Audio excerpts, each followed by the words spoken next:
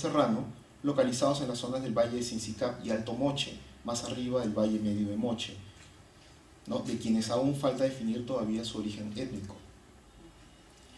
A criterio de Brian Billman, estos grupos migrantes parecen haber bajado desde la zona de Otusco y Carabamba. Si nos desplazamos unos kilómetros más arriba, en la zona de la actual provincia de Huamachuco, allí encontramos materiales arqueológicos reportados por Max Sudley y Teodoro Macón, donde destacan la cerámica cajamarca y la lítica con rasgos recuay. Obsérvese las cabezas clavas con representación de los típicos guerreros representados por los costeños del Valle Bajo. De otro lado, el interés por la zona de Sincicap parece haber sido el clima propicio para la producción de coca y quizás la extracción de cal, como en tiempos modernos. La importancia de esta región como productora de hoja de coca, pequeña y de sabor dulce, ha sido documentada en escritos coloniales de la zona, revelándose su alta estima en épocas inca por los nobles cusqueños. Como hemos visto, los no mochicas, no solamente aparecen representados en escenas de confrontación, sino también en aquellas donde se les ve intercambiando productos, manifestación o resultado de alguna forma de negociación. Este tipo de evidencias también las podemos encontrar como elementos indicadores de contacto y negociación entre los grupos costeños y las zonas altas en el propio núcleo de la base de la Huaca de la Luna.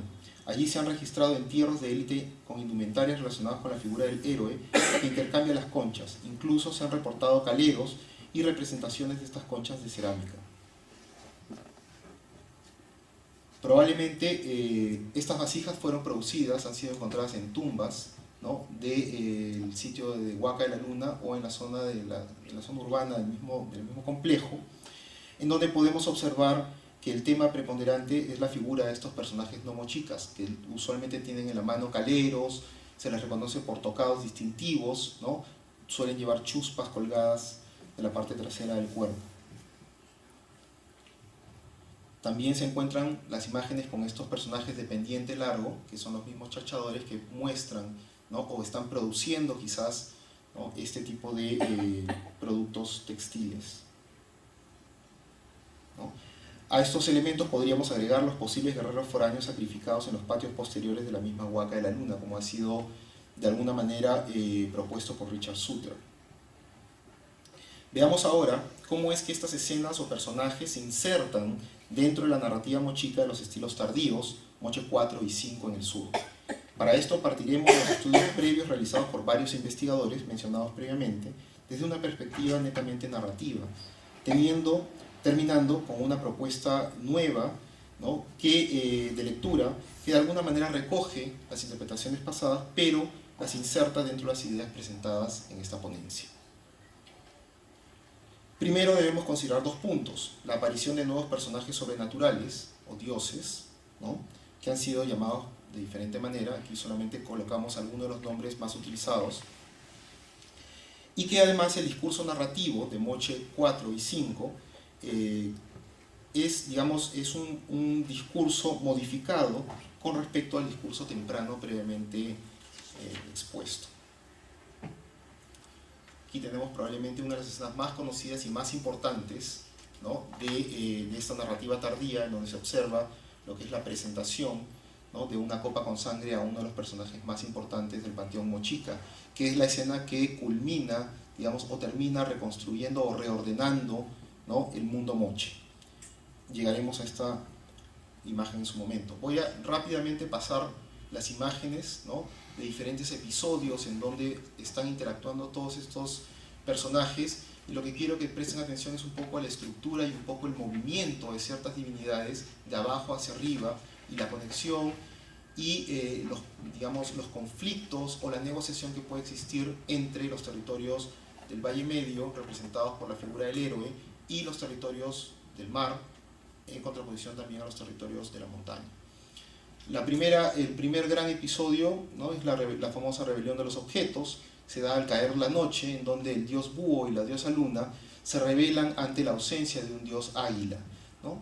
Ambos se valen de los objetos animados para capturar prisioneros, ¿no? Por ejemplo, aquí vemos, ¿no?, a un personaje que es este dios búho, claramente reconocible por sus atributos, el cual está decapitando, ¿no?, a los seres humanos. La diosa luna luego toma prisioneros humanos con ayuda de los objetos animados, De su templo cerca al mar inicia un viaje hasta las islas junto a un dios marino, ¿no? Ambos realizan sacrificios humanos, ¿no?, al dios búho y luego regresan con la sangre en los cántaros.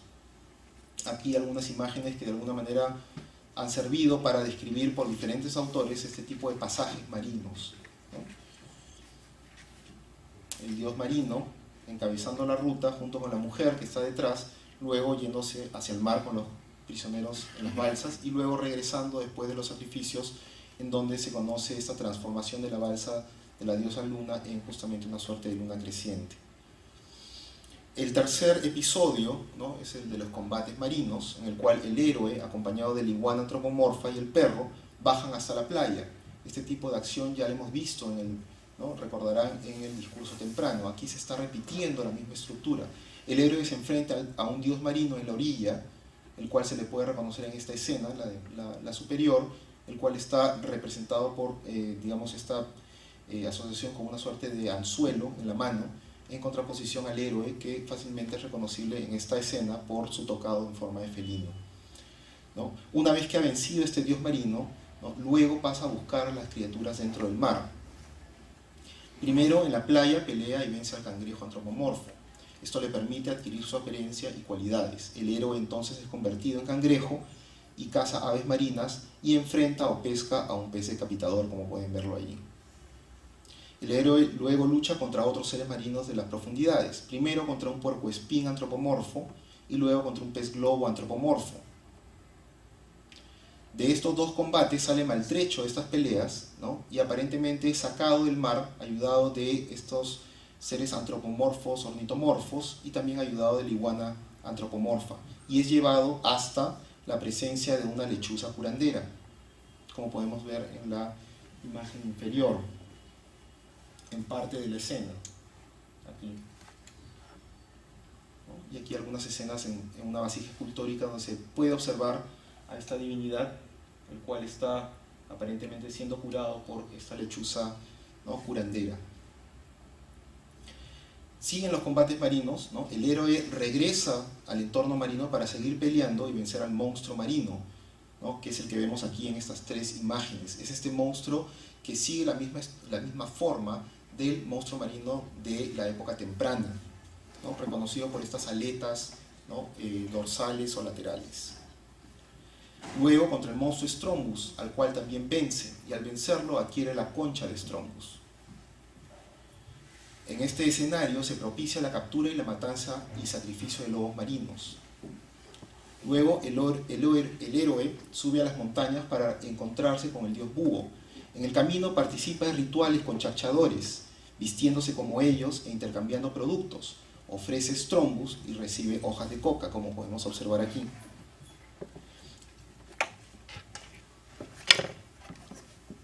Aquí lo vemos a este personaje, ¿no?, que muchas veces puede ser confundido con el personaje búho, pero aparece aquí rodeado justamente de estos personajes en las montañas.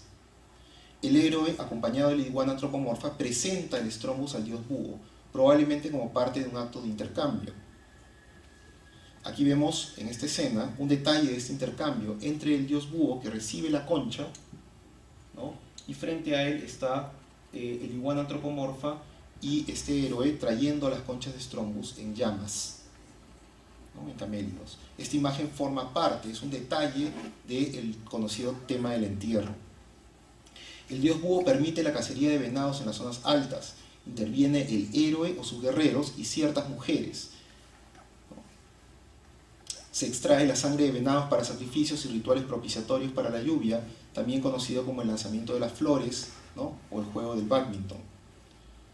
Estas mujeres aparentemente están llevando algún tipo de líquidos en estas imágenes, ¿no?, y luego esta sangre es transportada hasta una escena en donde se van a untar probablemente la sangre a unas flores, ¿no?, que están aquí a un lado, junto generalmente a esos mismos cántaros, como los vemos en la escena de la captura de la cacería de los venados.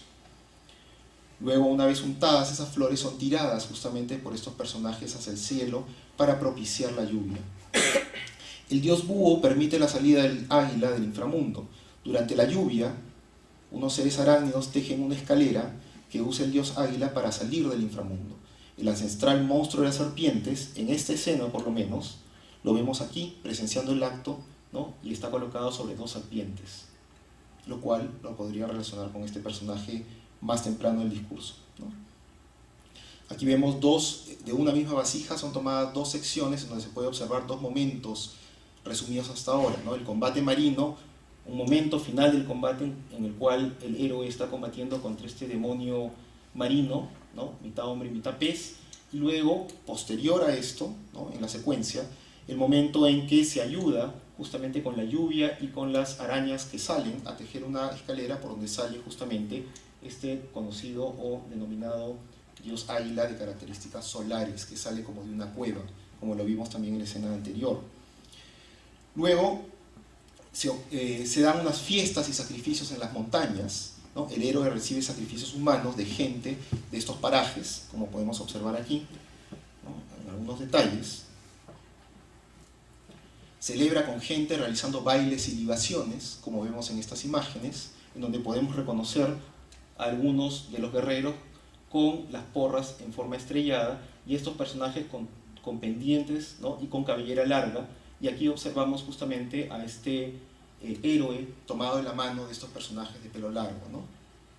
Algunas otras variantes donde observamos cómo uno de estos personajes le está ofreciendo una copa para la libación, y aquí la iguana misma, antropomorfa, le está dando la copa al héroe en compañía de todos estos personajes de cabellera larga e incluso de los venados que tocan tambores. El héroe luego copula con un personaje femenino en presencia de los personajes de la montaña. De la cópula se genera el árbol del Uyuchu, en donde después monos y hombres recolectan los frutos del árbol.